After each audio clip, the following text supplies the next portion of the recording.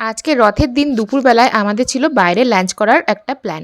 আর আমরা ভেবেছিলাম এখানে যাব আমরা ভজহরি মান্নাতে, সেখানে জমিয়ে বাঙালি ভুরিভোজ করারই কথা ভেবেছিলাম। আমাদের এখান থেকে কোরমঙ্গলার ডিস্টেন্স মাত্র 20 মিনিট।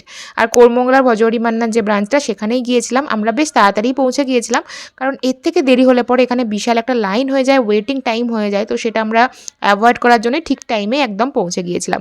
তোজোর জন্য এখানে আলু ভাজা, ডাল, ভাত এই সমস্ত অর্ডার করেছিলাম। আর আমার জন্য, আমাদের সবার জন্যই আর কি একটা রিফ্রেশিং ড্রিঙ্ক হিসাবে অর্ডার করেছিলাম আম পান্না, যেটা বানিয়েছিল ভীষণ সুন্দর। তারপরে আমরা অর্ডার করেছিলাম হচ্ছে পোস্তর বড়া, মাছের মাথা দিয়ে মুগের ডাল, ডাব চিংড়ি, তেল কই, চিকেন, তার সাথে হচ্ছে ভেটকি মাছের পাতুরি, সমস্ত কিছু। তার সাথে ধোকার ডালনা, সমস্ত কিছুই হচ্ছে একদম বাঙালি মেনু।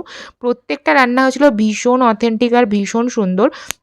খাওয়ার কোয়ালিটিও ছিল একদম ভালো। এত কিছু যে আমরা খেয়েছি তারপরেও কারোর কিন্তু কোনো অ্যাসিডিটির প্রবলেম বা কোনো কিছুই প্রবলেম হয়নি।